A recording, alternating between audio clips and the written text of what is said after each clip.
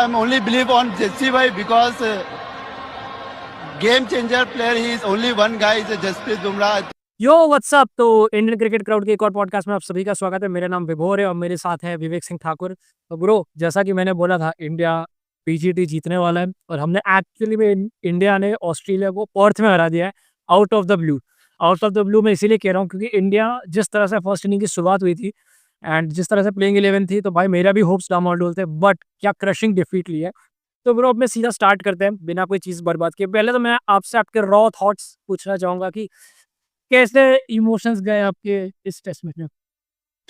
भाई बड़ी खुशी का माहौल था। जैसे मुझे कहीं ना कहीं इंडिया का टेस्ट, इस मैच में जो टेस्ट का कमबैक था वो सेंस हो गया था बुमराह के उस मैजिकल स्पेल के बाद।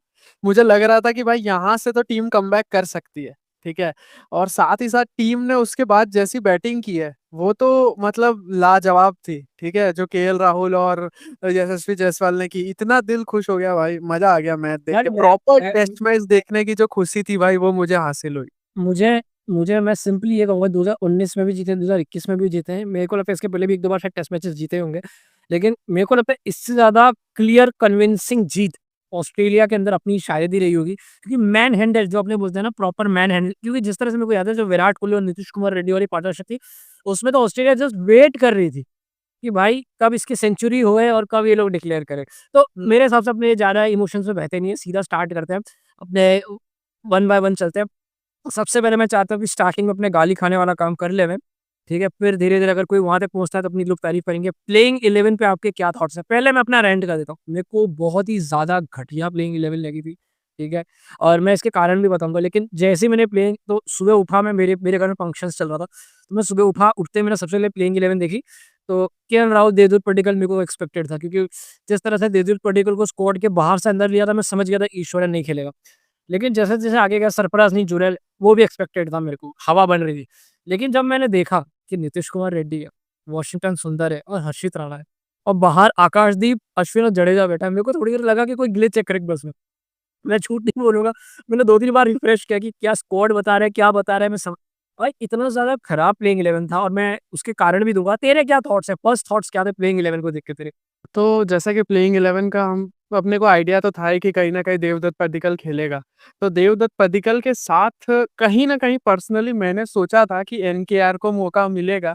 लेकिन यार हर्षित राणा को जो मौका मिला वो मेरे हिसाब से सही नहीं था। मेरे हिसाब से शायद आकाशदीप को मौका मिलना चाहिए था। वहीं वॉशिंगटन सुंदर की जगह वॉशिंगटन सुंदर ने 2 अच्छा ही परफ़ॉर्म किया, लेकिन मैं शायद रवींद्र जडेजा प्रेफ़र करता, या वॉशिंगटन सुंदर ठीक है, 50-50 चांस था। क्योंकि बैटिंग डेप्थ मजबूत करनी थी, तो कहीं न गाली गालियों के गालियों गालियों के डर से आप बहुत हल्का जा रहे हो भाई, मुझे ऐसा फ़ील आ रहा है। हर्षित राणा वाला जो सिलेक्शन था ना भाई, मैं उससे अभी भी खुश नहीं हूँ, तब तब भी खुश नहीं था। क्यों? मुझे लगता है कि हर्षित राणा से आकाश किसी भी सेंस में आकाशदीप से बेटर नहीं था हर्षित राणा। आकाशदीप मुझे इसलिए पसंद है ना, कि जैसे मैंने उसको देखा है आकाशदीप के लंबे-लंबे स्पेल्स में, कि भाई उसकी पेस कंसिस्टेंट रहती है। जो 135, 140, 145 तक डालता है, वो कंसिस्टेंट रहती है, वो ड्रॉप नहीं होती है उसके 6, 7, 8 ओवर के स्पेल्स में। और ये चीज़ मुझे उसकी बहुत अच्छी लगती है। तो मेरे हिसाब से अगर मेरे पास मैं आपकी सिचुएशन होती तो मैं आकाशदीप मैं को खिलाता। मैं सीधा देखो, सबसे पहले डालना चाहता हूँ, मैं सीधा प्लेइंग 11 पे ही जाता हूँ। देख, केएल राहुल ओपन करने वाला था या तीसरे पे आने वाला था, वो मेरे को एक्सपेक्टेड था। लेकिन भाई, नॉट प्लेइंग ईश्वरन एंड एक देवदूत पड्डीकल जो तुम्हारे स्क्वाड का भी पार्ट नहीं था, और तुमने इसको इंडिया ए वगैरह रिजर्व्स में शायद था, आई डोंट नो रिजर्व्स का भी पार्ट था कि नहीं था, मैं श्योर नहीं हूँ। तो मेरे को समझ नहीं आ रहा है, तुम ईश्वरन जैसे बंदे को, या मैटर ऑफ द फैक्ट कोई भी और प्लेयर जो स्क्वाड का पार्ट है, इसको तुम क्या मैसेज दे रहे हो? कि एक बंदा राइटफुली अपना, अपना प्लेस डिजर्व करके, अर्न करके स्क्वाड में आया है। और देवदूत पाटिकल, जिसने, मेरे को देवदूत पाटिकल के अगेंस्ट कुछ नहीं है, वो आके अगर सिर्फ 200 रन भी मारे होते, मेरा पॉइंट बीइंग इज कि तुम देवदूत पाटिकल को बाहर से आउट ऑफ द स्क्वाड ला रहे हो, जबकि एक ऑलरेडी एक ओपनर या एक टॉप ऑर्डर बैटर तुम्हारी स्क्वाड में है। ये मैसेज देवदूत पाटिकल को भी किया जा रहा है कि भाई कल को अगर तेरे साथ ऐसा सिचुएशन हुआ तो तेरे साथ भी हो सकता है। मेरा पूरा पॉइंट ही वो है कि या तो तुम अभिमन्यु विश्वनाथन को रिलीज कर दो, ये बोल के कि भाई मुझे नहीं लगता ये कितना भी अच्छा डोमेस्टिक में, मुझे नहीं लगता कि ये बंदा इंटरनेशनल लेवल पे, या जो भी तुम्हारे, क्लियरली क्लैरिटी देके हटा दो। तुम उसको स्क्वाड में भी रख रहे हो और उसको खिला भी नहीं रहे हो, चांस भी नहीं दे रहे हो, कुछ सेंस ही नहीं बन रहा उस चीज का। और देवदूत पडिक्कल जो स्क्वाड का बिल्कुल पार्ट नहीं, उसको आउट ऑफ द ब्लू बाहर चला रहे हो, जो सेम चीज वॉशिंगटन सुंदर ने के साथ, मतलब अक्षर पटेल और वॉशिंगटन सुंदर के साथ हुई थी। उसको हटा। चौथे में विराट, 5वें में पंत। अब जब छठे में तुमने जुरेल को ले लिया, तो टॉप 6 में तुम्हारे पास सिर्फ 2 अच्छे बैटर्स थे, एक जायसवाल और एक Virat Kohli consistent. Pant is very much that कि भाई वो आउट ऑफ द ब्लू तुम्हें इनिंग्स देता रहेगा, ठीक है? लेकिन पंत को तुम ये नहीं मान के दे सकते कि वो कंसिस्टेंटली 70-80, 70-80 मान के दे, 2 बहुत अच्छा बैटर है। तो टॉप 6 में तुम्हारे पास 2 अच्छे बैटर हैं, एक केएल राहुल जो आउट ऑफ फॉर्म चल रहा था, और 2 तो ऑलमोस्ट डेब्यूटेंट्स थे, जुरैल और वो। नंबर 7 पे जहाँ तुमको एक्चुअली में जडेजा, अब भाई चलो तुमने अश्विन को हटाया ये बोल के, कुछ कारण होंगे कि भाई अश्विन अच्छे फॉर्म में नहीं था, अश्विन अच्छी बैटिंग नहीं कर रहा, अश्विन उतना फिट नहीं है, ठीक है? तुमको वॉशिंगटन उससे बेटर है। जडेजा न्यूजीलैंड के सामने अच्छे फॉर्म से आया, जडेजा एक अच्छा बैटर है, जडेजा पेस और बाउंस अच्छा खेलता है, जडेजा के रिसेंट टाइम्स में टेस्ट मैचेस में परफॉर्मेंस बहुत अच्छे हैं। सामने वाली टीम में मार्नस लबुशेन और स्टीव स्मिथ है, जिसको 9-9, 10-10 बार आउट कर चुका है, ज्यादातर राइटी बैट्समैन। जडेजा को हटाने का पॉइंट क्या था तुम्हारे पास? मतलब कहाँ मैं लास्ट टाइम ये रो रहा था कि यार वॉशिंगटन को तुमने अक्षर पटेल के ऊपर ले लिया, ऐसा कैसे हो सकता है? यहाँ तो एक जडेजा के ऊपर ले लिया वॉशिंगटन को, ठीक है? अब भाई उसके बाद आते हैं नंबर 8वें पे। अब यहाँ पर चलो तुमने वो नंबर 7 पे वॉशिंगटन को रखा है, नंबर 8 पे नीतीश कुमार रेड्डी और नंबर 9 पे हर्षित राणा। दिस स्पीक्स, चिल्ला के तुम ये बता रहे हो 11 से कि भाई हम लोगों को अपनी बैटिंग पे बिल्कुल भरोसा नहीं है। ये चिल्ला के गौतम गंभीर और उसकी सिलेक्शन ने बताया, ठीक है? हाँ, और मैं इसके बाद वो भी बोलूँगा कि क्यों मैं टिल डेट ये मैच जीतने के बाद भी मैं क्यों खुश नहीं हूँ। जैसे ही ये 11 आया, मैंने इनफैक्ट अगर जो भी हमारे इंस्टाग्राम ग्रुप में, व्हाट्सएप ग्रुप में, वहाँ पर मैंने ये सेम चीज़ बोल दी थी कि ये 11 से बेसिकली तुम ये कह रहे हो कि भाई जसप्रीत बुमराह और मोहम्मद सिराज को मिलके मेजॉरिटी ऑफ द विकेट्स लेने पड़ेंगे, और सिर्फ मेजॉरिटी ऑफ द विकेट्स नहीं लेने पड़ेंगे, क्विक सक्सेशन में विकेट्स लेने पड़ेंगे। ऐसा नहीं कि मेजॉरिटी ऑफ द विकेट्स ले लेकिन रन्स बहुत ही दिए। और एक्चुअली में बुमराह ने वो करके दिखा दिया कि भाई उससे हम लोग उम्मीद करते कुछ मिरेकल करते, और उसने एक्चुअली में मिरेकल कर दिया। तो भाई तुम हर बार जसप्रीत बुमराह और सिराज पे इतना लोड नहीं डाल सकते। मेरा सिर्फ सिंपल सा सवाल था कि पहले इनिंग में अगर बुमराह अगर 4 विकेट नहीं ले पाता, है ना? रन्स भले नहीं देता, क्या तुम्हारे पास इनफ बॉलर्स थे जो इतने विकेट्स ले पाते? वही मेरा सवाल था कि ये जो तुमने 11 खिलाया, ये पूरा का पूरा बेसिस उसपे था कि भाई बैटिंग में विराट कोहली कुछ कर जाए और बॉलिंग में बुमराह कुछ कर जाए, और एक्चुअली में वो हो गया। तो मैं बिल्कुल भी खुश नहीं हूँ। भाई तुम एक बार हर्षित राणा को ना तुम नंबर 8 पे खिला लो, ठीक है? मैं सेंस बना लूँगा। आकाशदीप को तुम कैसे नहीं खिला रहे यार? मतलब तुम उसको कंसिस्टेंटली मैचेस खिलाते हुए आ रहे हो। भाई एक बात चल रही है ठाकुर, इंटरनेट पे इन जनरल लोग बात करें कि टीम ट्रांजिशन से गुजर रही है। भाई टीम लेकिन पर्थ में क्यों ट्रांजिशन से गुजर रही है? ये जो पिछले 5-6 टेस्ट मैचेस गए तुमने यहाँ वहाँ आकाशदीप को घसीटा क्यों?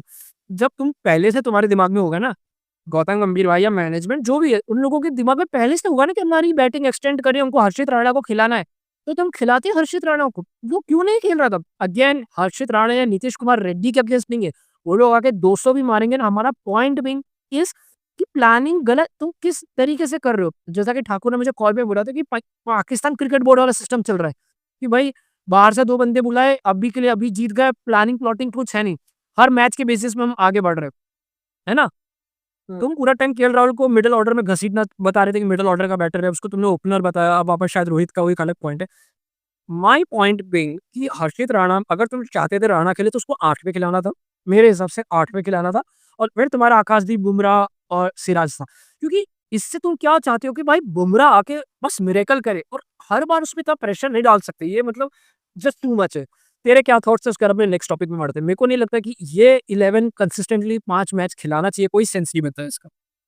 डिफेंसिव है। जिस जिस पॉइंट से तूने छोड़ा है, मैं उस पॉइंट से कंटिन्यू करता हूँ, ठीक है? एक के बाद एक चीज़ें कि जैसे पहले फ़ास्ट बॉलिंग की बात थी, ठीक है? तो अपने ने फ़ास्ट बॉलिंग की बात करी, तो फ़ास्ट बॉलिंग में जैसे हर्षित राणा को खिलाना, वो सेंस नहीं बन रहा था, ठीक है? अब जैसे मैं तुझे बताता हूँ कि हमने जो गाबा वाला टेस्ट था, ठीक है?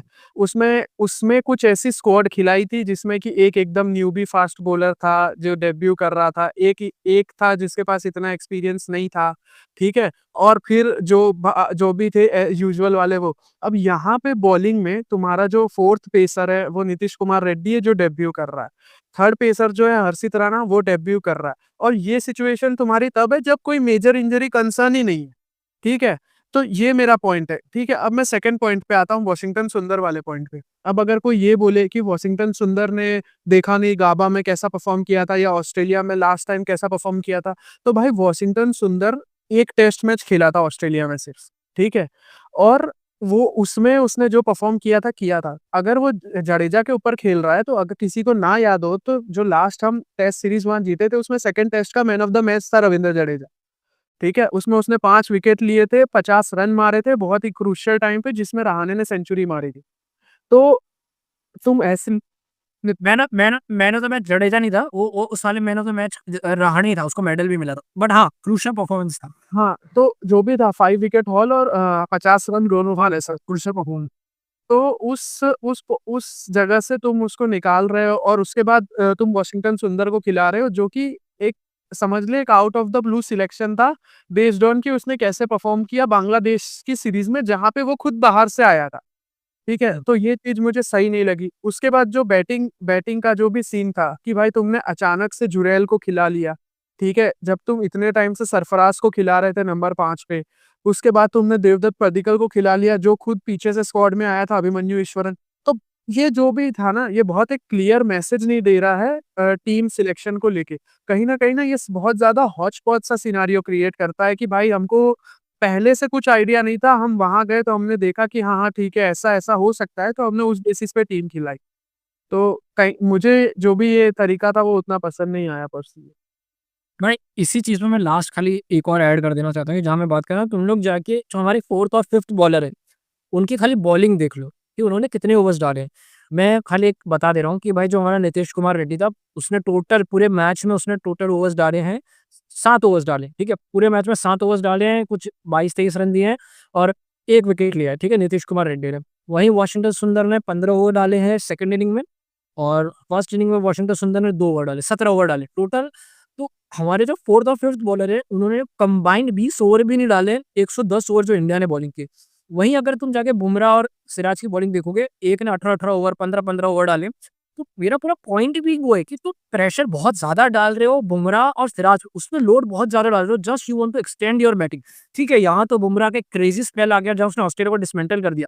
मेरा अगेन ये मानना है, क्यों मैं ये बोलूँगा कि ऑस्ट्रेलिया खराब खेलने से ज़्यादा मुझे लग रहा है कि बुमराह ने क्यों एकदम प्रॉपर डिसमेंटल किया, क्योंकि जिस तरह से मिचेल स्टार्क ने बैटिंग किया था नीचे आके 100 के ऊपर बॉल्स वो अकेला खेल गया था, वो एक बहुत क्लियर प्रूफ था कि स्टार्टिंग में अगर तुम थोड़ा सर्वाइव कर जा रहे हो, तो फिर पिच में कुछ है नहीं, जो इंडिया ने एक्चुअली में सेकंड इनिंग में किया अपनी।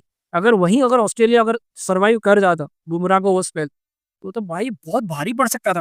मतलब जैसे मैं ये कह रहा हूँ कि अपने ने सेकंड इनिंग्स में करीब 130 ओवर के करीब खेले थे, ठीक है? उससे ज़्यादा खेले थे शायद। अगर मान ले फर्स्ट इनिंग्स में हमको किसी वजह से 100 ओवर डालने पड़ जाते, तो क्या होता? हाँ, एग्ज़ैक्टली मेरा पॉइंट। अब देखो, तुमने इसको अब बहुत लोग आके बोलेंगे कि भाई नीतीश कुमार रेड्डी को तूने देखा नहीं कि पहली इनिंग में आके उसने 20-40 रन मारे, सेकंड इनिंग में 20-30 रन मारे। अगेन पॉइंट ये नहीं है कि नीतीश कुमार रेड्डी खराब है या वो अच्छा है। पूरा पॉइंट है कि तुम्हारा प्रोसेस क्या है? तुम हर बार एक वही पाकिस्तान क्रिकेट बोर्ड वाला है कि तुमने इसको यहाँ से लगाया, तुमने इसको यहाँ से लगाया, अगर वो चीज़ चल गई तो चल गई। वो वाला पॉइंट, अगर तुम्हारा नीतीश कुमार रेड्डी तुम्हारे प्लान्स में है था, तो उसको न्यूज़ीलैंड के खिलाफ खिलाओ ना भाई। वो तो स्क्वाड में भी नहीं था तुम्हारे।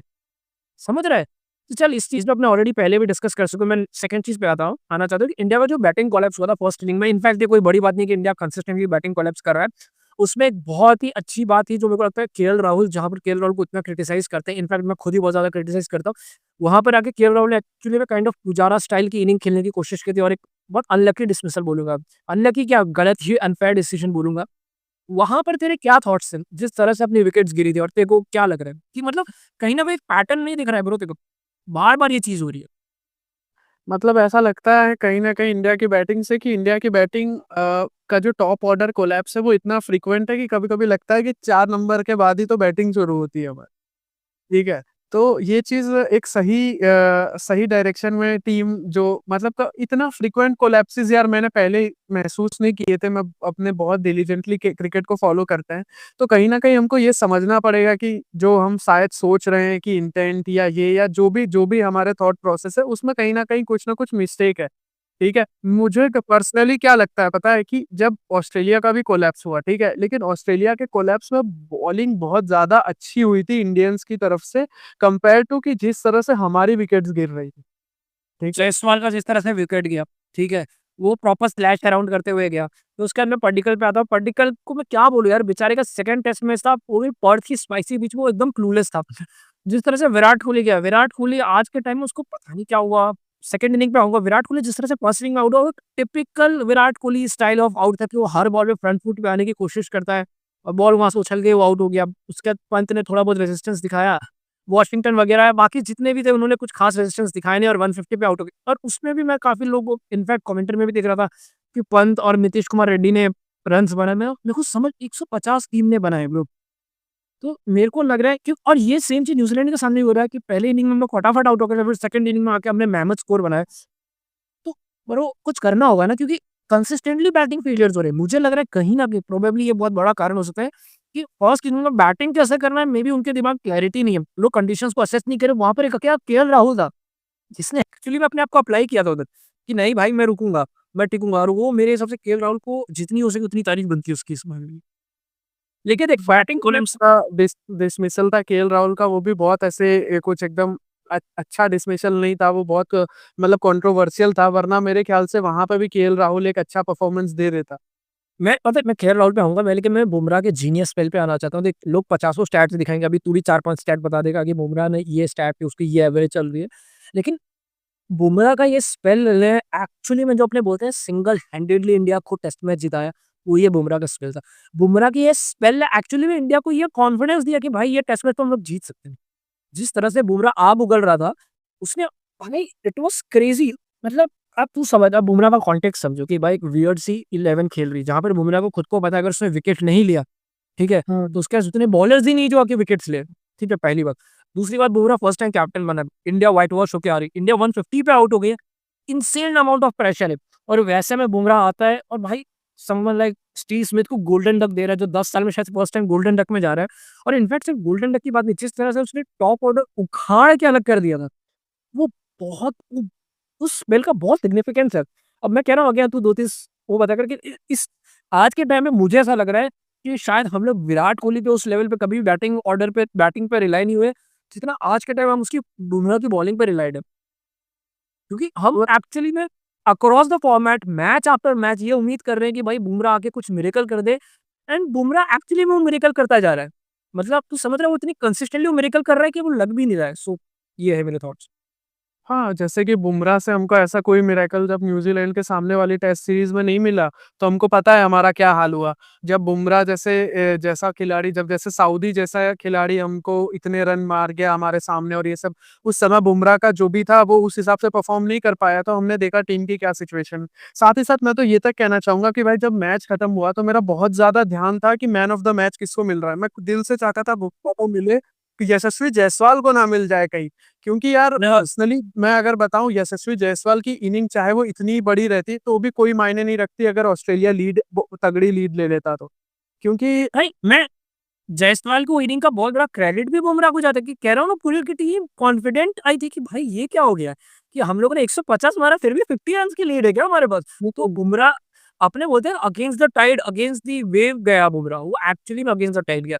तो मैं यहाँ पर एक्चुअली में ठाकुर के द्वारा एक बहुत गजब स्टैट ठाकुर ने डाला है, मैं एक्चुअली उसको बोलना चाहूंगा। मैं तो चाहता हूँ ठाकुर तू ही बोल अगर तेरे को कुछ बोलना नहीं बाकी तो तू ही बता।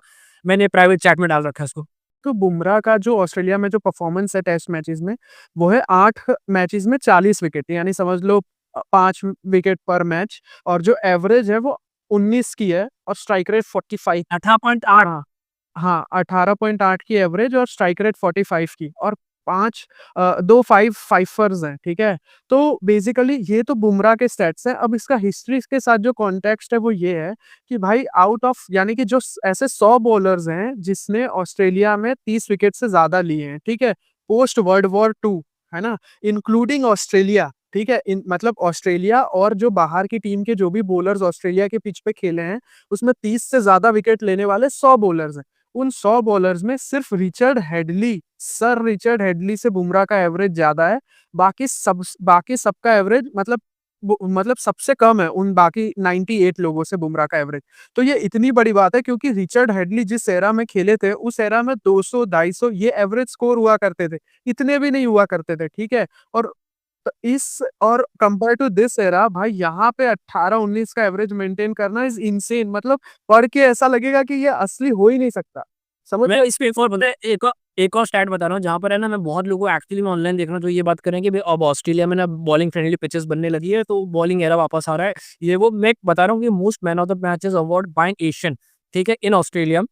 Sachin Tendulkar as usual 3 man of the matches हैं, ठीक है, मैं टेस्ट मैचेस की बात कर रहा हूँ, टेस्ट इन ऑस्ट्रेलिया सचिन के 3 हैं, 2 अरविंद ड सिल्वा के हैं, 2 वसीम अकरम के हैं, ठीक है, 2 चेतेश्वर पुजारा और 2 जसप्रीत बुमराह के।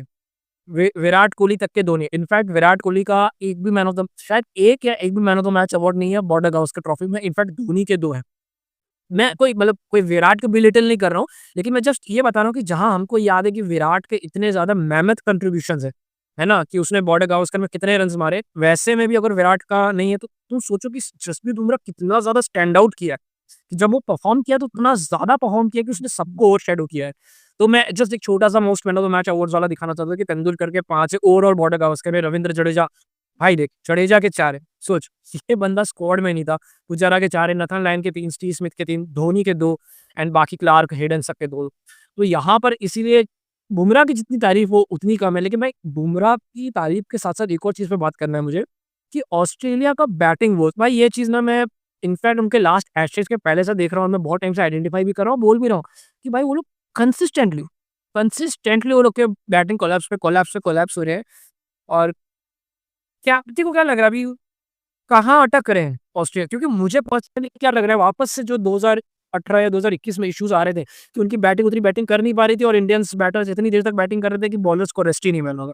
तो मैं चाहता हूँ तू थोड़ा ऑस्ट्रेलियन कोलैप्स पे बात करे और फिर मार्नस डिबुशे और स्टीव स्मिथ पे बात करें। तो मैं ये कहना चाहूँगा कि जैसे तूने एक बहुत सही पॉइंट सामने रखा कि ऑस्ट्रेलिया की बैटिंग लॉन्ग इनफ बैटिंग नहीं कर पा रही और कहीं न कहीं मेरे को इसके मल्टीपल रीज़न्स दिखते हैं, जो कि जैसे एक पॉइंट है कि वो लोग लंबी बैटिंग के लिए बहुत ज़्यादा रिलायड हैं कि उनके जो 2 स्टार टेस्ट प्लेयर्स हैं, स्टीव स्मिथ और लबुशेन पे। लबुशेन और स्टीव स्मिथ पे बाद में आते हैं, जैसे कि भाई मैक्स स्विनी डेब्यू कर रहे थे, तो उनसे उतनी उम्मीद नहीं थी। कहीं न कहीं मुझे लगता है कि उस्मान ख्वाजा का हो गया है भाई अब। अब उस्मान ख्वाजा को ज़्यादा लंबा ना खींचा जाए, ज़्यादा उम्मीदें ना की जाएँ, तो बेहतर है। और मिचेल मार्श भी मुझे मतलब इतना ज़्यादा टेस्ट के लिए सूटेड नहीं लगते हैं उनकी टेक्नीक के हिसाब से।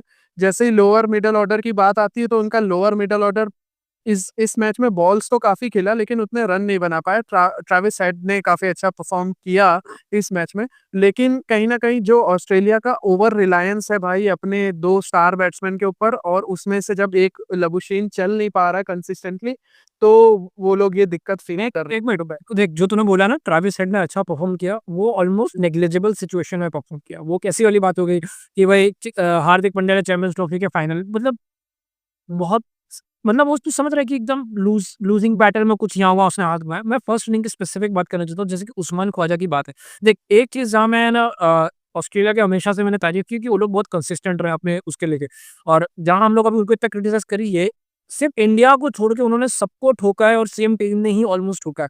लेकिन वहाँ भी क्या होता था कि वो लोग कोलैप्स होते थे लेकिन कोई ना कोई एक प्लेयर बचा जाता था। यहाँ पर मुझे जो लबुशेन पे मुझे बात करनी कि लबुशेन उनका एक वो वाला प्लेयर था कि भाई वो उनको बॉल्स भी खाता था, उनके लिए रन्स भी बनाता था। अब पिछले 40 इनिंग में लबुशेन का 30 का एवरेज है और 1 सेंचुरी आई है, वो भी मैनचेस्टर में आई है जहाँ पर है ना 45 का तो बैटिंग एवरेज था एशेज़ में। मुझे लग रहा है लबुशेन के साथ उनको है ना कुछ क्विक पिक्स की बात है, जहाँ लोग उस्मान ख्वाजा देख Usman Khawaja in and out कुछ ना कुछ एक अच्छी परफॉर्मेंस दे रहा है। उसने एशेज़ में भी रन मारे, वो 70-80 यहाँ-वहाँ भी मार देता है। लेकिन लबुशेन बहुत टाइम से स्ट्रगल कर रहा है और उसपे बहुत हार्ड कॉल्स या कुछ तो डिसीजन लेने की ज़रूरत है। क्योंकि इसमें क्या हो रहा है, एक तो already Labuschagne out of form चल रहा है और उनका जो ओपनिंग पेयर रहा है काफ़ी टाइम से वार्नर और ख्वाजा भी स्ट्रगल कर रहे थे और मैक्स स्विनी भी स्ट्रगल करेगा ओपन। तो लबुशेन मेरे को लग रहा है टू अर्ली एक्सपोज़ हो जा रहा है और उसके बाद same Steve Smith too early expose हो जा रहा है। देखो एक चीज़ मैं तुमको एक थोड़ा-सा कॉन्सेप्ट देने की बात कर रहा हूँ कि कभी सोचो कि दुनिया के सबसे बेहतरीन बैटर्स क्यों नंबर 4 पे खेलते हैं? वो लारा हो या फिर सचिन हो, विराट हो, स्टीव स्मिथ हो, जो रूट हो। टेस्ट मैच में नंबर 4 पे तुम्हारी टीम का सबसे बेस्ट बैटर इसीलिए खेलता है कि जो टॉप ऑर्डर है, जो टॉप 3 प्लेयर है, वो लोग कोशिश करते हैं कि बॉल को थोड़ा पुराना कर दें, बॉलर्स थोड़े थक जाएँ। तो जो तुम्हारी टीम का सबसे बेस्ट बैटर है, उसको बेस्ट कंडीशन मिले डोमिनेट करने के लिए। इसीलिए सबसे बेस्ट बैटर नंबर 4 पे खेलता है कि बॉल थोड़ा पुराना, सेकंड, थर्ड स्पेल चल रहा है, तुम आके डोमिनेट करो। लेकिन यही अगर नंबर 4 टू अर्ली एक्सपोज़ हो रहा है, जो है ना कहीं न कहीं इंडिया के साथ भी हो रहा है और ऑस्ट्रेलिया के साथ भी हो रहा है। इंडिया के साथ फर्स्ट इनिंग में टू अर्ली एक्सपोज़ हुआ, दिख गया। जैसे ही इंडिया को सेकंड इनिंग में इंडिया ने टाइम खाया, विराट कोहली ने आके ठोक दिया। स्टीव स्मिथ के साथ भी वही हो रहा है। स्टीव स्मिथ तो मेरे को लग रहा है देख एक स्टीव स्मिथ के साथ मेरा बहुत टाइम से मेरी थियरी रही है। जब मैं स्टीव स्मिथ को फर्स्ट टाइम खेलता हुआ देखता था, मुझे बहुत वियर्ड लगता था कि यार ये कैसे खेलता है। इनफैक्ट स्टुअर्ट ब्रूड और जेम्स एंडरसन ने ये तक कहा था कि हमको पहले लगता था कि इसको हर अंदर आती हुई बॉल पे एलबीडब्ल्यू होगा, ये कभी नहीं हुआ। स्टीव स्मिथ का मेरे को लगता है बहुत ज़्यादा हैंड आई कोऑर्डिनेशन वाला प्लेयर है। मुझे ऐसा लग रहा है विद एज शायद उसके रिफ्लेक्सेस स्लो हो रहे हैं। क्योंकि रीसेंट टाइम्स में मतलब मैं मेरे को शायद स्टैट चेक करना पड़ेगा, लेकिन मेरे को लगता है रीसेंट 2-3 साल में जितनी बार मैंने उसको एलबीडब्ल्यू होते हुए देखा है, उतना मैंने अपनी लाइफ में कभी नहीं देखा उसको। मतलब वो वन एक ऐसा प्लेयर था जो है ना, ऐसा लगता था कि हाँ, हर बॉल पे एलबीडब्ल्यू होगा और वो हर बॉल पे रन मारता था। मुझे जेन्युइनली लग रहा है कि कोई टेक्निक-वेक्निक का इश्यू नहीं है स्टीव स्मिथ के साथ। उसने यही टेक्निक के साथ दुनिया के हर कंडीशंस में रन मारे हैं। It's I feel maybe age is catching up. 1-2 मतलब ये मुझे भी कहीं न कहीं ये लगता है कि जो रिफ्लेक्सेस थोड़े से स्लो हो रहे हैं, वो कहीं न कहीं बहुत ज़्यादा स्टीव स्मिथ को दिक्कत दे रहा है। कि देख बुमराह का अमेजिंग स्पेल था। बुमराह के स्पेल से कोई वो नहीं, लेकिन ये था कि बुमराह के अलावा पूरे ऑस्ट्रेलिया के सबको पता था कि बुमराह के अलावा कोई है नहीं इंडिया के पास। एक सिराज खाली उनके पास नेक्स्ट बेस्ट है, लेकिन बुमराह के अलावा ऐसा कोई नहीं जो उनको हैरान कर। अगर वो लोग बुमराह का पहले 7-8 ओवर का स्पेल खा जाते, उनको हर्षित राणा और नीतीश रेड्डी एकदम ऐसे सर्व प्लेटर में आने वाले थे। उसके बाद आता है ट्रेविस हेड। देख ट्रेविस हेड हम सबको पता है उसी टाइप का प्लेयर है। ट्रेविस हेड और मिचेल मार्श का साथ में खेलना उस पोजीशन पे एक वो अभियान वो बहुत ट्रिकी है। मुझे लगता है कि कहीं न कहीं वो लोग को बीच में एलेक्स कैरी जैसे बंदे को घुसाना पड़ेगा, जो बॉल्स खाए। क्योंकि मिचेल मार्श और ट्रेविस हेड के साथ में बैटिंग है ना, डबल एज स्वॉर्ड है। तो वहाँ एक इश्यू है और एक बहुत क्लियर इश्यू है। ऑस्ट्रेलिया वाले कितने भी यहाँ-वहाँ की बातें करें कि हम ये करते हैं, हम वो करते हैं। बहुत टाइम से कंसिस्टेंटली तुम लोग कोलैप्स हो रहे हो। ठीक है, बड़े-बड़े मैचेस में तुम खींच गए हो वर्ल्ड टेस्ट चैंपियनशिप का फाइनल वगैरह, लेकिन कोलैप्स कंसिस्टेंट तो देख, यही कोलैप्स से मैं सेकंड चीज़ में आना चाहता हूँ, जो इंडिया ने जायसवाल और राहुल का हिस्टोरिक ओपनिंग पेयर हुआ। इनफैक्ट केएल राहुल ने जो फर्स्ट इनिंग में भी किया, वो भी बहुत अच्छा था। तो जायसवाल और राहुल का जो ओपनिंग पेयर था, वो पिछले 20 साल में सबसे बेस्ट ओपनिंग पार्टनरशिप थी अगेंस्ट ऑस्ट्रेलिया इन ऑस्ट्रेलिया। तो ये बहुत अमेजिंग स्टार्ट है। लेकिन सबसे अच्छी बात क्या थी? स्पेसिफिकली जायसवाल की सबसे अच्छी बात ये थी, पहले तो मैं बहुत ज़्यादा खुश हूँ जायसवाल से, क्योंकि भाई मैं एक्चुअली बहुत ज़्यादा बिलीव करता हूँ उसमें। मुझे एक्चुअली में उसमें ना उसकी स्टोरी भी बहुत ऐसी है, मुझे लगता है इस बंदे में बहुत गुण है। उसने फर्स्ट इनिंग से सेकंड इनिंग में चीज़ें सीखी, है ना? वो उसने बॉल को लीव किया, उसने अपना बहुत ज़्यादा टाइम लिया और वो पिच की तरफ चलते हुए जा रहा था। वो बेसिकली वो डोमिनेट करने के लिए नहीं जा रहा था कि भाई मैं तो अब तुमको मैं बताता हूँ कि मैं जायसवाल हूँ, मैं कैसे रन्स मारता हूँ। सेम मैं थोड़ा चाहता हूँ कि तू राहुल पे बात करे, केएल राहुल के लिए क्यों इतना अच्छा टेस्ट मैच किया और क्या उसने अलग किया? मैं पहले तो केएल राहुल की बैटिंग की बहुत तारीफ़ करना चाहता हूँ कि केएल राहुल ने जो एज़ अ ओपनर जो ऑस्ट्रेलिया, इंग्लैंड, साउथ अफ्रीका जैसी जगहों पे जो एक बहुत बड़ा रोल होता है, रन बनाने से भी ज़्यादा कि वो टिका रहा वहाँ पे, उसने बॉलर्स को टायर कर दिया, बॉल को पुराना कर दिया और पीछे आने वाले बैट्समैन के लिए एक प्लेटफ़ॉर्म बना दिया, दोनों रन्स का भी और जो पुरानी बॉल है, थके हुए बॉलर हैं, उनसे भी एक माइंडसेट सिचुएशन का भी। साथ ही साथ मैं एक अमेजिंग स्टैट ये भी बताना चाहता हूँ कि पिछले कुछ सालों में इंडिया ने लाइक करीब 10-15 सालों में 3 बार 100 रन्स की पार्टनरशिप करी है, ओपनिंग पार्टनरशिप और तीनों में एक एंड पे केएल राहुल रहा है, ठीक है? तो ये एक बहुत ही अमेजिंग फीट है जो केएल राहुल ने अचीव करी है और ये ज बताता है कि KL Rahul as a test batter कितना कैपेबल है और वो अपनी टेस्ट बैटिंग से मतलब कितना ज़्यादा अंडर प्रूव कर रहा है या अंडर परफ़ॉर्म कर रहा है जो उसके पास कैपेबिलिटीज़ है उससे। तो केएल राहुल की फर्स्ट इनिंग्स की जो इनिंग थी वो देखने में भले लगे 20-25 रन बनाए लेकिन वो बहुत अच्छी इनिंग थी। वो उन सब में सबसे ज़्यादा कॉन्फिडेंट लगा था, सबसे अच्छे से उसने बैटिंग करी थी। साथ ही साथ जो सेकंड इनिंग्स में उसने किया था मुझे लगता है वो बहुत अच्छे यार 100 डिज़र्व्स करता था, वो 100 मारता तो मेरी खुशी कुछ एक अलग ही होती। लेकिन जिस तरीके से केएल राहुल ने परफ़ॉर्म किया मुझे देखने में बहुत अच्छा लगा। एक चीज़ और एक चीज़ और मैं बोलना चाहता हूँ, अगर किसी ने पूरा मैच ध्यान से देखा हो, तो तुमको रियलाइज़ होगा कि here and there Yashasvi Jaiswal slash कर रहा था, एक आध कैचेज़ इधर-उधर मतलब कैच के मौके बने, लेकिन केएल राहुल के साथ ऐसा कुछ भी नहीं हुआ। केएल राहुल खेला और आउट हुआ, बस बीच में कहीं उसने भाई मौ एक एक चीज़ मैं सिर्फ बताना चाहता हूँ, the way KL Rahul was leaving the ball, ठीक है? वो बहुत कॉन्फिडेंट था बॉल के बाउंस को लेके और जो अपने बोलते हैं ऑफ स्टंप पता होना, केएल राहुल को बहुत क्लियर था कि कौन-सी बॉल मुझे छुएगी, कौन-सी बॉल छोड़ेगी। अगेन मैंने एक ट्वीट देखा था कि केएल राहुल भाई जब तुम ऐसा खेल सकते हो, तो वैसा क्यों खेलते हो? ठीक है? हुँ। अगेन पास्ट में देखो मैं अभी भी बहुत बड़ा क्रिटिक हूँ केएल राहुल की बैटिंग का और उसके स्क्वाड में होने का। लेकिन जो उसने इस टेस्ट मैच में किया, आई जस्ट होप कि यहाँ से वो कंटिन्यू करे। क्योंकि केएल राहुल का सबसे बड़ा इश्यू ही उसके पूरे करियर का ये रहा है कि वो आता है और एक ऐसी इनिंग खेलता है और तुम सबको होप देता है और फिर 4-5 मैच कुछ नहीं करता। क्योंकि उसके पोटेंशियल में कोई क्योंकि देयर इज़ अ रीज़न कि 55 टेस्ट मैच खेल रहा, 30 के एवरेज रख रहा, फिर भी तुमको 55 टेस्ट मैच खिलाया है। जस्ट बिकॉज़ इसीलिए कि सबको पता है कि तुम्हारा पोटेंशियल क्या है। I just hope KL Rahul जहाँ भी खेले, जब भी उसको चांस मिले, वो उस चीज़ को कंटिन्यू करे। लेकिन ब्रो मैं चाहता हूँ तू यशस्वी जायसवाल के बारे में बात करे। तेरे को क्या लग रहा है एक लॉन्ग टर्म ओपनर मिल रहा है? क्योंकि मैंने रिसेंट जस्ट एक स्टैट पढ़ रहा था, मैं चाहता हूँ कि most 150 plus scores by Indian openers, ठीक है? 14 वीरेंद्र सहवाग ने मारे हैं, 11 सुनील गावस्कर के हैं, 4 गौतम गंभीर, 4 मुरली विजय और 4 यशस्वी जायसवाल। यशस्वी जायसवाल से मतलब मैं एक और पॉइंट अंदर टेस्ट था। एक और चीज मैं पॉइंट करता हूँ इसमें कि यशस्वी जायसवाल के 4 ही सेंचुरीज हुई हैं, तो उसने जब भी सेंचुरी मारी है उसने 150 के ऊपर मारा है। ठीक है, वो कभी भी हाँ, वो कभी भी 100 टू 150 के बीच में आउट नहीं हुआ है। जो बात होती है कि भाई लंबी इनिंग्स खेलो, अगर टीम सेंचुरी कर लिए, तुम डेडी हंड्रेड्स बनाओ, तो वो जो कैपेबिलिटी है वो यशस्वी जायसवाल में बहुत अच्छे से दिखती है और ये यशस्वी जायसवाल ने टाइम एंड अगेन प्रूव किया है। उसके डोमेस्टिक के रिकॉर्ड्स भी यही बताते हैं कि वो काफ़ी लंबी-लंबी इनिंग्स खेलता है।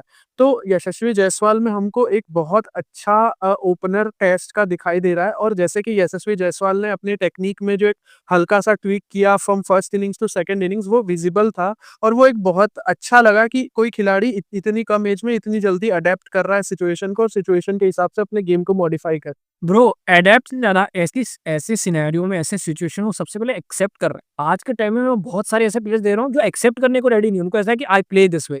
मुझे बहुत अच्छा लगा कि टेस्ट है ये। सेकंड, हंगर फॉर रन्स, जो एक्चुअली में मैं कई बार बोल चुका हूँ इस पॉडकास्ट में कि सरफराज खान के अंदर मुझे दिखता है कि जब भी रन्स मारता है, वो रुकता नहीं, वो बहुत बड़े रन मारता है। सेम जायसवाल 160 पे भी आउट होता है तो इस तरह से इतना ज़्यादा डिसअपॉइंट होता है कि दिखता है कि उसे उससे और मारना था। वो कोई सैटिस्फाइड नहीं था, यू नो 140 150 से। तो भाई मैं और जिंक्स नहीं करना चाहूँगा। मैं बहुत उम्मीद लगा के बैठा था जायसवाल से। मैंने पिछले टेस्ट मैचेस में भी बोला था कि भाई मैं ये नहीं सोच सकता कि जायसवाल आए और हमको मैचेस जिताए, लेकिन उसके अंदर बहुत पोटेंशियल है। लेकिन भाई वही सेकंड टेस्ट मैच में, सेकंड इनिंग में जो बहुत बड़ा इवेंट हुआ कि विराट कोहली की सेंचुरी हो गई। और भाई तू विराट कोहली की सेंचुरीज पे बात करता तो मैं 4-5 स्टैट्स फटाफट यहाँ लगा देता हूँ। क्यों विराट कोहली की सेंचुरी इतनी गजब थी? विराट कोहली की सेंचुरी हम सबको पता है कि विराट कोहली ने करीब 12 महीनों से ज़्यादा से सेंचुरी नहीं बनाई थी, ठीक है?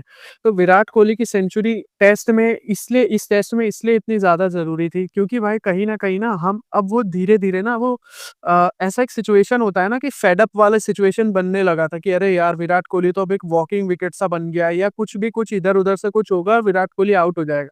लेकिन इस टेस्ट में जो मुझे सबसे अच्छी चीज़ लगी, विराट कोहली को बहुत अच्छा प्लेटफ़ॉर्म मिला था रन बनाने का। पिच में ज़्यादा कोई मूवमेंट नहीं थी, बॉलर थक चुके थे और बेस्ट चीज़ थी कि विराट कोहली ने अपनी दी जो अपॉर्च्युनिटी मिली, जो प्लेटफ़ॉर्म मिला, उस पे कैपिटलाइज़ किया। एक अच्छी सेंचुरी मारी और जिस स्पेस पे टीम को ज़रूरत थी, उस स्पेस पे मारी मैच के सिचुएशन के हिसाब से और कहीं न कहीं जो विराट कोहली के जैसे किसी ने शॉट्स देखे हों या पूरी जिसने मैच देखी हो तो पता चलेगा कि विराट कोहली बहुत ज़्यादा कॉन्फिडेंट लग रहा था। वो ऐसा नहीं था कि शुरू में परेशान था या शुरू में कुछ भी उसको दिक्कत है, नहीं, वो आते ही बहुत ज़्यादा कॉन्फिडेंट लग रहा था और उसने बहुत अच्छे से बैटिंग करी, जो कि देखने के लिए हमेशा एक आई प्लीज़िंग होता है विराट कोहली को। मैं एक चीज़ जो इसी पे बात करना चाहता हूँ, जो बोला ना कि उसको एक अच्छा प्लेटफ़ॉर्म मिला और विराट कोहली ने कैपिटलाइज़ किया। चलो मैं ऐसा नहीं बोलूँगा कि विराट कोहली की one of the best century थी, ऐसा कोई एंगल्स नहीं था।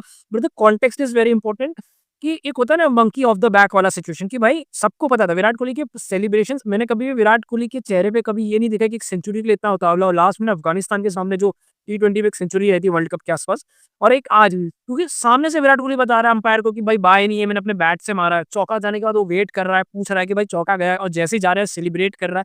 तो बेसिकली इट सेज कि विराट कोहली के ऊपर भी प्रेशर माउंट अप हो रहा था। वो भी परफॉर्म करना, देखो इंटेंशन पे तो किसी के डाउट नहीं। लेकिन अब यहाँ से क्या होगा, अब विराट कोहली एकदम फ्री होगा। ऑस्ट्रेलिया के पहले टेस्ट मैच में हम लोग जीत गए, विराट ने सेंचुरी मार दी है। तो मुझे लग रहा है अब यहाँ से विराट कोहली और खुल के आएगा एंड वो खुल के आएगा। लेकिन भाई कुछ स्टैट में एक गजब सा स्टैट बताने की कोशिश करता हूँ जो ऑलरेडी मैंने स्क्रीन पे बता दिया। अब भाई विराट कोहली ने दुनिया का सबसे बेस्ट वो वाला, बेसिकली दुनिया के सबसे बड़ा रिकॉर्ड विराट कोहली के नाम है कि most hundreds in a winning cause. तो विराट कोहली ने कुछ 81 सेंचुरीज मार दी आई गेस, है ना, जिसमें से 57 सेंचुरीज विनिंग कॉज है। और मैं इसको रिकी पॉन्टिंग से कंपेयर करना चाहूंगा। देख सचिन तेंदुलकर का एरा बहुत अलग था। सचिन तेंदुलकर एक ऐसे टीम में सेंचुरी मार रहा था कि जहां उसके अलावा कोई रन नहीं मार रहा था, तो अकेला सेंचुरी मारता था तो जीत जाता था। बट रिकी पॉन्टिंग, उसने भी अराउंड 80 के आसपास उसकी भी सेंचुरीज है। कितनी है? तर तर 70 के आसपास सेंचुरीज है। रिकी पॉन्टिंग ने 70 में से 55 मैच विनिंग सिचुएशन में उसने सेंचुरी मारी है। वहीं विराट कोहली ने 57 मार दी है 81 में से। तो एक बहुत बड़ा और बहुत क्रेजी रिकॉर्ड है। वहीं पर हमारे पास रोहित शर्मा भी है भाई। जहां हम लोग इतनी सारी बात कर रहे हैं, रोहित शर्मा ने भी एक्चुअली 39 सेंचुरीज मार दी मैच विनिंग कंडीशंस में। तो और दूसरा एक बहुत अमेजिंग सा स्टैट दिखाना चाहता हूँ कि उप्स, रुक गया। मैं चाहता हूँ कि लोग ये स्टैट देखें। ओके, तो सबसे ज़्यादा बेसिकली एक कंट्री में सबसे ज़्यादा सेंचुरी मारने वाले हमारे इंडियन प्लेयर्स की बात हो रही है, तो 7 सेंचुरी मारी सुनील गावस्कर ने। जो लोग एक्चुअली में गावस्कर को गाली देते हैं और उसकी कमेंट्री के कारण पता नहीं उसके बैटिंग को गाली देते हैं, तुम इमेजिन करो बंदा 1970s 80s में उसने वेस्ट इंडीज़ में जाके 7 सेंचुरीज़ मारी थी। फॉर द रिकॉर्ड गौतम गंभीर के 8 तो शायद करियर की सेंचुरी है, ठीक है? विराट कोहली ने 7वीं सेंचुरी दी ऑस्ट्रेलिया में, राहुल द्रविड़ ने 6 मारी है, सचिन ने 6 ऑस्ट्रेलिया में मारी है, 5 ऑस्ट्रेलिया में गावस्कर ने मारी है और उसके बाद सब सचिन, सचिन, सचिन है। तो ये एक अमेजिंग फीट है कि एक्चुअली में विराट कोहली ने जाके ऑस्ट्रेलिया में जाके 7 सेंचुरी मारी है और ये बहुत बड़ा कारण है क्यों ऑस्ट्रेलिया में उसकी इतनी इज्जत है, क्यों ऑस्ट्रेलिया में उसकी इतनी हाइप है, क्यों everything in Australia revolves around Virat Kohli, क्योंकि ऑस्ट्रेलिया टीम ही ऐसी, they play hard and they respect harder वाला सिचुएशन है ना? कि अगर तुम उनको जाके उनके मुँह पे मार के रन्स मारोगे तो वो लोग तुम्हारी इज्जत करेंगे। इसीलिए लोग सचिन की इतनी पास में इज्जत करते थे और आज विराट कोहली की इतनी इज्जत हो रही है। तो आई जस्ट होप कि यहाँ से ये बिल्ड ऑन करे। लेकिन भाई मैं बिल्ड ऑन से आ गया कि जहाँ पर डिक्लेरेशन की बात हो रही थी और बुमराह की कैप्टेंसी को बहुत ज़्यादा प्रेज़ किया जा रहा था। मैं एक चीज़ पे खाली हाइलाइट करना चाहता हूँ, फिर अपने बुमराह की कैप्टेंसी की बात करेंगे। एक चीज़ जो मैं अगेन प्लेइंग 11 पे जाना चाहूँगा कि मुझे ये अब पता नहीं यार, मेरे को ऐसा लग रहा है कि थोपा गया है बुमराह के ऊपर कि भाई तू 1 मैच का कैप्टन है। ये है 11 और तेरे को ये 11 के साथ खेलना है। आई एम प्रीटी श्योर उसके भी इनटेक्स लिए होंगे। लेकिन मैं इस चीज़ से इतना सैटिस्फाइड नहीं था कि Bumrah being a bowling captain उसने इस प्रकार की बॉलर्स खिलाए, इस प्रकार का बॉलिंग कंटीजेंट खिलाया एंड इस चीज़ से मैं इतना सैटिस्फाइड नहीं था। बट ओवरऑल बुमराह की कैप्टेंसी से तू कितना खुश था? कहीं न कहीं मैंने ना जब बुमराह की कैप्टेंसी के बारे में बुमराह से पूछा गया था, तो बुमराह ने बोला था कि मुझे कैप्टेंसी करना पसंद है और कैप्टेंसी में मेरी बॉलिंग मुझे लगता है कि ज़्यादा बेहतर होगी क्योंकि मुझे खुद पता रहेगा कि कब मैं फ्रेश हूँ, कब मैं नहीं फ्रेश हूँ, कब मैं कितना ज़्यादा ज़ोर लगा सकता हूँ और मैच की सिचुएशन क्या है, उसके हिसाब से मैं चीज़ें एनालाइज़ कर सकता हूँ। तो कहीं न कहीं मैं बुमराह की कैप्टेंसी और बुमराह की बॉलिंग दोनों से ही काफ़ी खुश हूँ। कैप्टेंसी में भी जो फील्ड प्लेसमेंट्स थी, जो भी कुछ था, सब कुछ काफ़ी अच्छा था। हियर एंड देयर इधर-उधर कुछ चीज़ें इम्प्रूव हो सकती थी, लेकिन वो तो ठीक है, वो विथ टाइम अगर बुमराह कैप्टेंसी करे तो इम्प्रूव हो जाएगी। कहीं न कहीं मैं भी जो बुमराह का टीम सिलेक्शन था, जो हमने पहले भी बात करी, उससे इतना खुश नहीं था। लेकिन ओवरऑल जो भी बुमराह का कैप्टेंसी का परफॉर्मेंस रहा और जो आउटकम है, वो सबको पता ही है। तो उससे मैं भी काफ़ी खुश हूँ। मैं अगेन मेरे को एक चीज़ बहुत अच्छी लगी कि बुमराह ने जिस तरह से बॉलिंग को रोटेट किया, ठीक है? उसने जैसे फर्स्ट इनिंग में देखा कि भाई एकदम ही स्मेल्ड द ब्लड, तो उसने भाई वॉशिंगटन और नीतीश कुमार रेड्डी को शायद ओवर्स भी नहीं है, गिन के 3-4 ओवर मिलकर डाले हुए थे, आई एम नॉट श्योर। तो मेरे को वो चीज़ अच्छी लगी उस जिस तरह से उसने बॉलिंग रोटेट किया, बट आई होप मैं आई एम नॉट श्योर कि as a being a bowler himself उसने ये बॉलिंग कंटीजेंट के लिए रेडी हुआ होगा। तो अभी मेरे को ऐसा लगता है जस्ट टू अर्ली मैं काफ़ी खुश था बुमराह की कैप्टेंसी से, लेकिन मैं और देखना चाहूँगा कि डिफिकल्ट सिचुएशंस हैं जहाँ उसके ऊपर प्रेशर आ रहा है, तब वो किस तरह से रिएक्ट कर रहा है। यहाँ तो क्या था, बुमराह का जीनियस था कि उसने आया वो खा के चला गया। लेकिन जहाँ जहाँ वो एज़ अ बॉलर अच्छा परफ़ॉर्म नहीं कर पा रहा है, तब वो उसके पास क्या आइडियाज़ हैं कि हर्षित राणा से कैसे स्टीव स्मिथ को आउट कराऊँ या सिराज से कैसे आउट कराऊँ। तो वहीं पर भाई कैप्टेंसी का बहुत बड़ा डिस्कशन आ रहा है। अब ये बात चल रही है, ट्विटर पे चल रही है, इंस्टाग्राम पे चल रही है, हर जगह बात चल रही है कि भाई रोहित शर्मा के हाथ से कैप्टेंसी ले लो, बुमराह को कैप्टेंसी दे दो पूरे सीरीज़ के लिए। इनफैक्ट शायद सुनील गावस्कर ने तो स्टेटमेंट भी दिया था सीरीज़ के पहले। मेरे को एक चीज़ नहीं समझ आ रही है भाई, इंडिया में ये क्या कल्चर आ रहा है? मैं एक्चुअली में इस चीज़ पे डिस्कस करना चाह रहा हूँ। जब तक ये ट्विटर वगैरह पे डिस्कशन होता था ना, मैं इस चीज़ को भाव नहीं देता था, ठीक है? अब मैं एक्टिव लोगों में डिस्कशन देख रहा हूँ, आपने आस-पास लोगों में डिस्कशन दे रहा हूँ, मैं इसको भाई बड़े-बड़े लोग इस बारे में बात कर रहे हैं ब्रो, मतलब इन्फ्लुएंसर्स हो गए या प्रेज़ेंटर्स हो गए, बुमराह ने बहुत अच्छा काम किया था, लेकिन मतलब क्या है तेरे थॉट्स? तो यही गलती कर रहा है। तो ये समझ कि अब आजकल जो प्रेज़ेंटर्स हैं, जो कमेंटेटर्स हैं, जो भी एक डेडिकेटेड मीडिया पर्सन्स हैं क्रिकेट के इन सर्कल से, ठीक है? वो लोग भी अब अपने आप को एक इन्फ्लुएंसर बनाना चाहते हैं। वो लोग भी सोशल मीडिया पे अपनी आप की जो हाइप है, वो बनाए रखना चाहते हैं। इसलिए कहीं न कहीं मुझे लगता है कि वो here and there absurd statements जो होते हैं, वो देते रहते हैं। कहीं न कहीं उनको भी पता है कि अगर हम कुछ ऐसे स्टेटमेंट्स पास नहीं करेंगे, just go with the flow रहेंगे, तो हमारी जो मीडिया हाइप है, वो इतनी नहीं रहेगी। तो मुझे कहीं न कहीं लगता है कि ये चीज़ जो है वो ओवरऑल लोगों का जो पर्सपेक्टिव है, जो भाई प्रॉपर क्रिकेटर्स हैं, प्रॉपर क्रिकेट के मीडिया है, उसको इफ़ेक्ट कर रही है। पर ठीक है, देखना मैं इससे कुछ बहुत ज़्यादा परेशान हूँ, मैं बहुत ज़्यादा नहीं, मैं परेशान हूँ। मैं परेशान हूँ। मेरा कारण क्या परेशान का कि भाई लाइक्स ऑफ बड़े-बड़े जो प्रेज़ेंटर्स होते हैं ना ब्रो, जब वो लोग उल्टा होना चाहिए, ऑडियंस से वो लोग इन्फ्लुएंस नहीं होने चाहिए, वो लोग ऑडियंस को इन्फ्लुएंस करने चाहिए, ठीक है? भाई अब मैं क्यों रोहित शर्मा की कैप्टेंसी पे हमने ना न्यूज़ीलैंड के सामने बहुत क्रिटिसाइज़ किया, फेयर इनफ था, उसकी बैटिंग को क्रिटिसाइज़ किया। फेयर इनफ था क्योंकि वो हमारा कैप्टन था, रिजल्ट ऐसे नहीं थे। लेकिन भाई हम इंडिया वाले कब से एक-एक टेस्ट मैच, एक-एक इनिंग के बेसिस पे आगे-पीछे करने लगे यार। ये सेम चीज़ अगर 2015 में ऑस्ट्रेलिया वाले ने किया, ऑस्ट्रेलिया वालों ने माइकल क्लार्क के साथ किया तो शायद आज हमारे पास एक वर्ल्ड कप होता।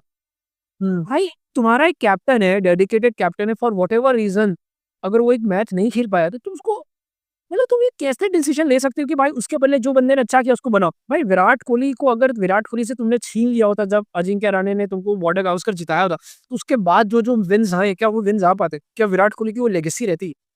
2000 मेरे को याद है 2013 की चैंपियंस ट्रॉफी के बाद हम लोगों ने जाके ना एक सेलकॉन प्राइज सीरीज कप खेला था जहाँ पर एमएस धोनी रेयरली इंजर्ड हो गया था और आधे से ज्यादा टाइम पे उस सीरीज में विराट कोहली ने कैप्टनसी की थी और फिर धोनी लास्ट मैच में आपके साथ जिता दिया था। तो अगर तुम धोनी से उसी टाइम छीन लेते और विराट को बना देते तो चल ये अगेन पाकिस्तान वाला कॉन्सेप्ट है ना ब्रो कि कोई बंदा आया उसने बाहर से 2 मैच अच्छे कर दी और जो तुम्हारा मेन कैप्टन है उसको हटाओ इसको बनाओ। कब से मैं ऐसे ही एक मैच बताता हूँ भाई, एक ऐसे जैसे तूने एक सीरीज का एग्जांपल दिया। तुझे पता है मैं गौतम गंभीर की व्हाइट बॉल कैप्टेंसी का फैन हूँ। हाँ एक सीरीज थी न्यूजीलैंड के सामने 5 ओडीआई की घर में। उसमें गौतम गंभीर कैप्टन था और वो सीरीज इंडिया 5-0 जीता था। अगर उस समय से धोनी को हटा के गौतम गंभीर को कैप्टन बना दिया गया होता तो क्या होता? तो अब से ये हियर एंड देयर एक नहीं अरे नहीं ये सदा एक फर्क रहते बना चाहिए। जो तूने बोला उसका मैं काउंटर देता हूँ लोग जो बोल रहे हैं कि भाई वो तो एक बेसिकली पेटीएम ट्रॉफी थी, ये तो बहुत बड़ा इवेंट है जहां पर बुमराह ने जिताया है। तो तुम रोहित तो बुढ़ा हो गया है या वटेवर और बुमराह ने आके जिता दिया, रोहित की कप्तानी हमको स्पार तो ऐसे में तेरा क्या जवाब? पर्सनली यार मेरे को तो ये लगता है कि ये सारी बातें जो है मैं उनको इतनी ज्यादा वैल्यू नहीं करता। नहीं ठीक है, और अगर कोई तेरे को ये तेरा काउंटर दे रहा है तो तू उनको क्या जवाब दे रहा है? मैं ऑफ कोर्स यही बोलूंगा यार कि ऐसा नहीं है। जब वो टीम का जो कैप्टन है जिसने तुमको पिछली बार डब्ल्यूटीसी फाइनल तक पहुंचाया है उसको तुम एक इस वजह से रिप्लेस कर दोगे। अगर कोई ये बोलता ना कि हम उसको रिप्लेस कर रहे हैं बिकॉज इंडिया व्हाइट वॉश हो गया न्यूजीलैंड के सामने घर पे, तो मेरे लिए एक वैलिड पॉइंट भी होता। लेकिन कोई ये बोल रहा है कि बुमराह वन ऑफ टेस्ट के लिए कैप्टन बना, उसने जिता दिया, तो अब हम बुमराह को ही कैप्टन रखेंगे। तो ये तो ऐसी बात हो गई कि भाई हर कैप्टन ड्रॉप होने से मतलब इंजर्ड होने से या रेस्ट लेने से डरेगा कि साला मैंने रेस्ट लिया या मैं कुछ भी इंजर्ड हुआ तो जो क्या भाई वापस हाँ, अगर उसने अच्छा परफॉर्म कर दिया तो चली जाएगी क्या। तो देखो इसमें ना अब मेरा सिंपल सा अगर बुमराह अगर ये मैच हरा देता या इंडिया ये मैच हार जाती तो अगर तुम तब भी बुमराह को कैप्टन बनाने की बात करते हो ना सेंस तुम्हारा बेसिकली तुम कोई बिन पैंदी का लोटा वाला सिचुएशन, जीते तो ये अगर हारे तो ये। ठीक है, इस सेम चीज पे बहुत बड़ा डिस्कशन हो रहा है कि भाई रोहित शर्मा जो सेकंड टेस्ट मैच में आने वाला है उसको ओपनर नहीं हटा के, क्योंकि केएल राहुल ने इतना अच्छा हमने खुद ने तारीफ की, तो केएल राहुल और जायसवाल ओपन करे और रोहित को तीसरे पे रखे और या तो रोहित को बैठा दे। इनफैक्ट अपना खुद का एक दोस्त अपने दोनों का एक म्यूचुअल फ्रेंड वो भी बहुत ज्यादा इस चीज पे बिलीव कर रहा है, बहुत सारी ऑडियंस बिलीव कर रही है। भाई तुम लोग क्या कर रहे हो? मेरे को नहीं समझ आ रहा है। एक तो भाई एक चीज़ मैं बहुत अच्छे से क्लियर कर देना चाहता हूँ कि वहाँ बहुत सारी जगह ना मैं ये बात देख रहा हूँ कि भाई केएल राहुल तो हमेशा से बहुत अच्छा रहा है। उसके साथ गलत ये हुआ है कि उसको कंसिस्टेंट चांस नहीं मिला है कभी भी। देखो भाई केएल राहुल ने जो इस टेस्ट मैच में किया अमेजिंग किया, लेकिन केएल राहुल का एक बहुत अच्छा सा प्यारा सा स्टैट बता रहा हूँ और इस डिस्कशन को इधर ही खत्म कर रहा हूँ। केएल राहुल ने अराउंड 91 92 इनिंग्स खेली टेस्ट मैचेस में, जिसमें से 69 इनिंग्स एज एन ओपनर खेली। 91 में से 69 इनिंग्स एज एन ओपनर खेली है, जिसमें उसने 34 या 35 की एवरेज है उसकी। तो ये मत बोलो कि उसको एक पोजीशन में कंसिस्टेंट चांसेस नहीं मिले, 70 इनिंग्स मिले हैं उसको एक पोजीशन पे। ठीक है, तो ये बात नहीं है। वहीं पर जहाँ तुम बात करें कि भाई केएल राहुल ने ऑस्ट्रेलिया के पहले मैच में इतना अच्छा किया, रोहित का तो इन जनरल रिकॉर्ड अच्छा नहीं है ऑस्ट्रेलिया में, तो तुम रोहित को हटा दो। भाई ये सेंस नहीं बना रहा है। क्यों सेंस नहीं बना रहा है? क्योंकि तुम पूरे प्रोसेस को ही गलत कर रहे हो।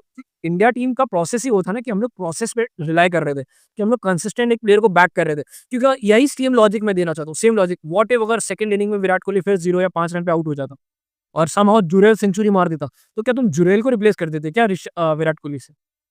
कोई सेंस बनाना चाहिए। भाई अब तुम बोलोगे कि भाई क्यों हम लोग रोहित को खिलाया राहुल को क्यों? भाई रोहित ने कंसिस्टेंटली तुमको पास में परफॉर्मेंस दी है। ठीक है, मैं मानता हूँ उसके 5-10 इनिंग्स लास्ट के अच्छे नहीं गए, हमने खुद ने उसको गाली दी है कि भाई गाली इन द सेंस क्रिटिसाइज किया। लेकिन दैट डजंट मीन कि एक बंदा जिसने कंसिस्टेंटली इतने सारे मैचेस दिए हैं तुम उसको ना खिलाओ। राहुल और रोहित में मेरे पास ऑप्शन आएगा, मैं किसके ऊपर पैसा लगाऊंगा? मैं उसी के बंदे पे पैसा लगाऊंगा जिसने हमको मुझे पास्ट में ज्यादा परफॉर्मेंस करके दिया है, ज्यादा कंसिस्टेंसी दी है। किसके तुम चांसेस का गेम है ना, वो प्रोबेबिलिटी का गेम होता है। हार तो कोई भी सकता है, 0 पे कोई भी आउट हो सकता है, लेकिन बात प्रोबेबिलिटी के लिए किसके चांसेस ज्यादा है और डेटा हो लॉजिक हो यही बोल रहा है कि रोहित के चांसेस ज्यादा है, क्योंकि उसने राहुल जितने मैचेस में उससे ज्यादा बेटर परफॉर्मेंस दी है। तो तुम कैसे बोल सकते हो यार कि अगर यही व्हाट इफ केएल राहुल इसमें 0 पे आउट हो जाता, तो तुम क्या केएल राहुल को अगले मैच से हटा दोगे? या what if KL Rahul second second test match में केएल राहुल 2 डक्स स्कोर करता है और थर्ड टेस्ट में तुम फिर से रोहित के लगाओगे? क्या चल रहा है ब्रो? मतलब कब से इंडियन क्रिकेट फैंस कब से इस टाइप के डिस्कशंस में इन्वॉल्व होने लग गए यार? इनफैक्ट अगेन जो तू बोल रहा था कि बहुत सारे ऑडियंस को खुश करने भाई मैं बहुत सारे टॉप टॉप अपने बोलते हैं टॉप क्रिकेट पंडित वो लोग के भी इस टाइप की बातें करते देख रहा हूँ। मेरे को क्या बातें हो रही है यार? हम वो टीम है जिस जहाँ पर हमने करुण नायर को ड्रॉप किया 300 मारने के बाद क्योंकि हमको हमारे वाइस कैप्टन को बैक करना था। और वहाँ से आज हम यहाँ आ गए कि एक 35 की एवरेज वाले बंदे को हम रोहित शर्मा से मतलब जस्ट राहुल ने अमेजिंग खेला बट दैट डजंट मीन कि रोहित शर्मा ने जो पास में इतना कुछ किया उसको गायब ही कर दें। क्या चल रहा है यार? तेरे क्या अरे इसमें मैं एक चीज और बोलना चाहूंगा समराइज करने से पहले। काफी अच्छा और काफी लंबा बोल दिया तूने कि भाई 2 WTC साइकिल हो चुके हैं, उसमें combined highest run scorer Rohit Sharma था तुम्हारे लिए एज एन ओपनर। ठीक है, अब उसके 4 साल के एज एन ओपनर के परफॉर्मेंस को तुम 1 या 2 सीरीज की वजह से दरकिनार नहीं कर सकते, समझे? वरना इस बेसिस पे तो विराट कोहली भी बाहर हो जाता, रोहित शर्मा बाहर हो जाता, कितने सारे केएल राहुल तो कब का ही बाहर हो गया होता। ठीक है, और पूरी यंग स्क्वाड खेल रही होती। तो ये सिनारियो ये इतना ज्यादा चिपिंग चॉपिंग नहीं चलता इंटरनेशनल क्रिकेट में। ये कोई आईपीएल का स्क्वाड नहीं है कि तुमने 2 मैच किसी को खिला दिए, फिर 2 मैच किसी को खिला दिए, 2 मैच। मुझे कहीं ना कहीं लगता है कि ये जो मेंटेलिटी है वो बहुत ज्यादा इंस्टेंट जो होता है ना ग्रेटिट्यूड टाइप की हो चुकी है कि भाई हाँ इसने 1 मैच अच्छा कर लिया तो अगले मैच फिर से इसको वही पोजीशन खिलाते हैं, अच्छा नहीं सेकंड मैच अच्छा नहीं किया तो हटा देते हैं। बस ये चल रहा है जो मतलब मुझे बिल्कुल नहीं पसंद आती ये चीज। भाई कोई सेंस ही नहीं है। तो अभी लोग में बहुत सारे अगेन ट्विटर ट्रोल्स की बात नहीं है लेकिन परसेप्शन की मैं बात कर रहा हूँ कि लोग अब सडन कि हाँ जुरेल को हटाओ। यही लोग अभी तक जुरेल जुरेल को सर पे तुम कैसे यार मेरे को नहीं समझ आ रहा है कि तुम एक-एक मैच के बेसिस पे तुम सम भाई लोग ये तक बोल रहे हैं कि नहीं भाई रोहित शर्मा खुद अपने अपने खुद बाहर हुआ था, कोई इंजर्ड विंजर्ड नहीं हुआ था, तो मैं केएल राहुल जो चीज़ अच्छी है उसको कैसे बिगाड़ूँ? अबे रोहित ने तुमको वही चीज़ से ज़्यादा अच्छे पैमाने पे की है। अब लोगों का ये कहना है कि अगर राहुल को तुम नंबर 3 पे डाल दोगे और वो अच्छा नहीं खेलेगा तो लोग उसको गाली देंगे। भाई लोग इसीलिए उसको गाली देंगे कि भाई जहाँ सरफराज खान, श्रेयस अय्यर पता नहीं कितने सारे ऐसे बैटर्स होंगे जिनको 5-10 इनिंग 15 इनिंग खराब खेलने के बाद उसको हटा दिया जा रहा है। वहाँ पर हमारे पास राहुल है।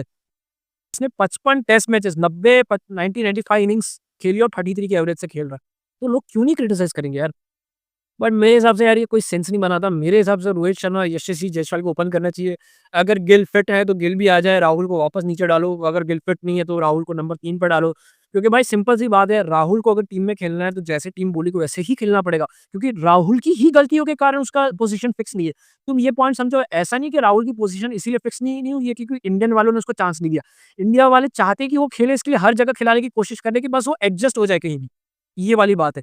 वरना अगर राहुल इतना अच्छा होता तो कभी भी जायसवाल या गिल ये लोगों का डेब्यू ही नहीं हो पाता। ठीक है? बट लास्ट चीज़ पे आते हैं कि भाई तेरे हिसाब से ऑस्ट्रेलिया के लिए क्या-क्या चीज़ें गलत गईं एंड फिर वहाँ से मैं लास्ट डिस्कशन करूँगा कि इंडिया को क्या चेंजेस करने चाहिए पिंक बॉल के लिए। तेरे को क्या लगता है what went wrong for Australia in general? क्योंकि पैट कमिंस ने ये स्टेटमेंट दिया है कि this week's performance doesn't tell you what we are और हम लोग अभी भी नंबर 1 टेस्ट क्रिकेट टीम है ब्ला ब्ला ब्ला। मतलब देख मैं खुद यही बोलूँगा कि जैसे जो ऑस्ट्रेलिया की बॉलिंग का परफॉर्मेंस था, ठीक है? कहीं न कहीं जैसे खुद पैट कमिंस का परफॉर्मेंस था, वो कुछ इतना ख़ास नहीं रहा।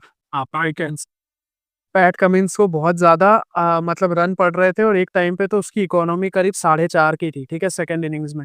तो पैट कमिंस जो इतना ज़्यादा ओवर हाइप्ड जो भी मतलब चीज़ें बोलते हैं, वो मुझे उतनी ज़्यादा सही नहीं लगी इस मैच के बाद। और कहीं न कहीं ऑस्ट्रेलिया का जो बैटिंग वोज़ है, वो बहुत ज़्यादा है। जो हमने पहले भी डिस्कस किया कि जो उनका रिलायंस है अपने 2 सुपरस्टार्स पे, वो बहुत ही ज़्यादा है। और ऑस्ट्रेलिया भी अपने वो जो ओपनिंग की प्रॉब्लम है उससे जूझ रही है कि ऑस्ट्रेलिया के पास अभी एक कोई सेकंड ओपनर फिक्स नहीं है। तो कहीं न कहीं अगर इन शॉर्ट बोले तो ये 3 ऑस्ट्रेलिया की सबसे बड़ी भाई प्रॉब्लम्स है। मैं लास्ट एक ही चीज़ बोलूँगा, मेरे को लगता है ऑस्ट्रेलिया के लिए जो सबसे बड़ा इश्यू था वो लोग अंडर कुक्ड मेरे को लिटरली क्लूलेस लगे। सेकंड इनिंग में जिस तरह से इंडिया वाले उन लोग को ऐसा लग रहा था कुछ प्लान ही नहीं है। वो लोग बस ऐसे बैठे हैं कि क्या हो जाएगा देखा जाएगा, तो पता नहीं क्या। बट लास्ट टॉपिक पे आते हैं भाई, तेरे हिसाब से कोई चेंजेस होंगे सेकंड पिंक बॉल को कंसीडर करते हुए क्या चेंजेस है तेरे दिमाग में?